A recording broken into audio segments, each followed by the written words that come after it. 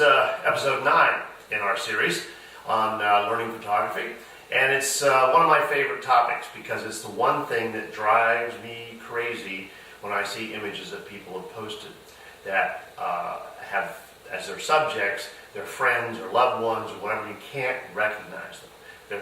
They're either totally black or silhouetted, or they are just too dark to be able to be really recognized. And the reason is the meter didn't get it right. Actually, the meter got it right, but it got it right for the background. Now I'm losing my light here, but this is the best window for this exercise in our house, and I apologize for the sound. I'm in our dining room. We only have one carpet, and it's hardwood floor, so it echoes a little bit, and I apologize for that, although this is the best window to use. And helping me today is Antoinette, my little Barbie head. I don't have a real model available to me, so Antoinette steps in when I need some help. I think you can see her okay in there.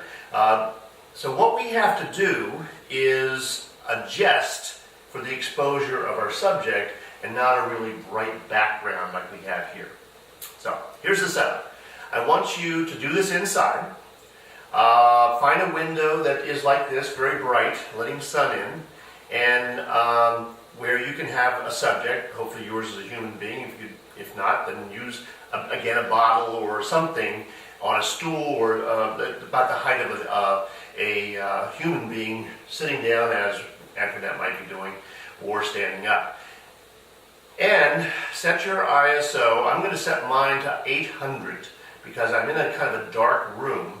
There's not a lot of light coming in except for this right here, and by using 400 or 200, I'm going to get shutter speeds that are too slow, and I'm going to really hit the wall on my lens. My lens will let me open up as far as 2.8, and I probably am going to need that. But your lens may be limited to 3.5 or even f4. So again, start with 800. If that gives you a really slow shutter speed, so I'll try 1600. So got my camera on, and I am in program mode. We're going to start in program mode as we have before to see what the camera thinks the correct exposure is. And I'm going to change my ISO to 800. That'll give me a little more sensitivity and a little bit more light for my images. And I'm in program mode, so I'm going to take a shot of Antoinette in front of this bright window, just as I would with a friend. Okay? So we go up here about 8 feet away, 5 to 8 feet away, and take a shot. I'm zoomed in a little bit, so she's pretty much filling the frame, but there's light. You can see the windows behind her.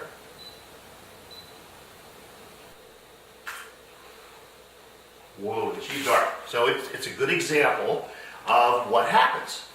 The camera thinks that there's so much light here that it has to underexpose the scene so that you were able to see the green trees out there and the railing on the deck and other things.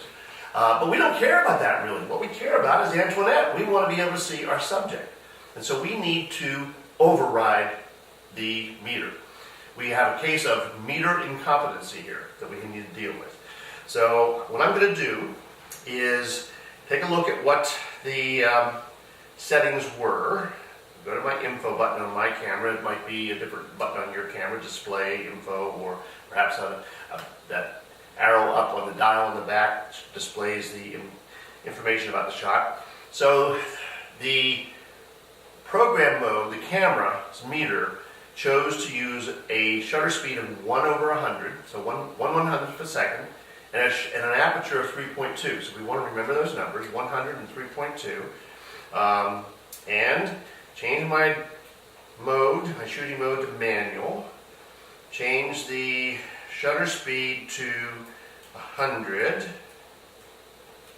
and this aperture to 3.2. So that's what the camera used, and that's when I got that dark silhouetted picture of Antoinette.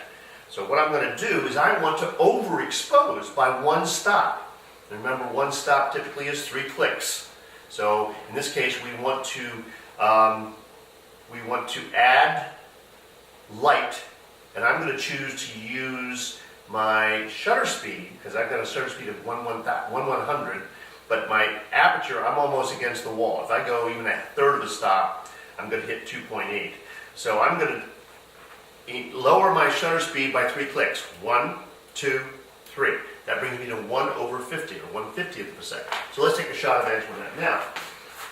Same location, focusing on Antoinette, taking a shot. And as I look through my camera, through the viewfinder, I'm looking at that metering index we talked about before, and it's showing me, my camera also displays how many stops over I am, or how many stops under I am, in addition to the dots or the lines filling in to the right, or towards the plus sign.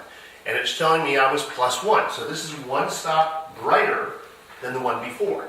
So I'm going to go to review the image, and get to the place where I can see the whole image, and compare that to the image before, and it is brighter. But it's still not as bright as I would like it. So I'm going to overexpose it by yet 1 more stop.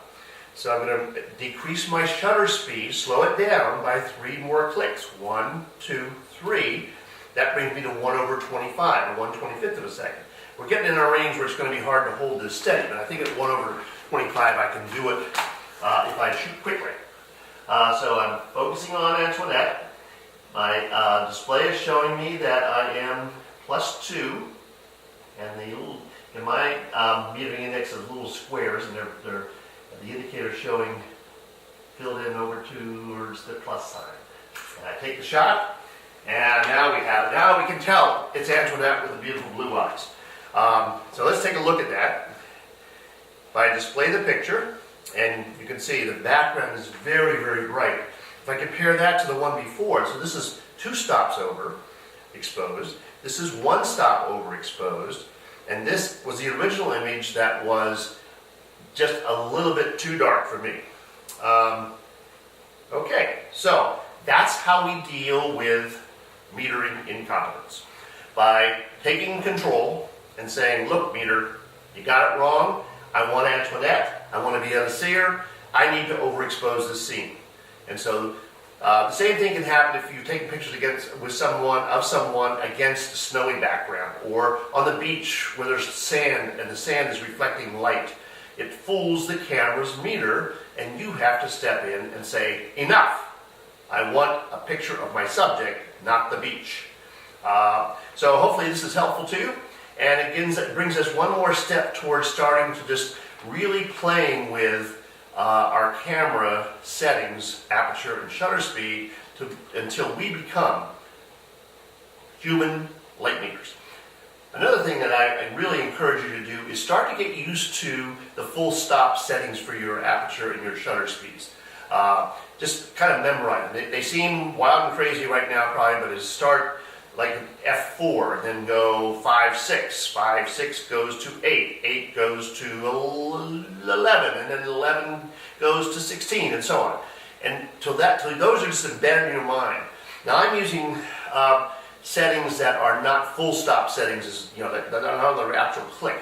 But that doesn't matter either, really, if we use the 3. 3 to the left, 3 to the right, changes the exposure by 1 stop. Okay? So, thanks very much for checking in today, and I hope you're enjoying these episodes. If you are, please give us a like. It helps.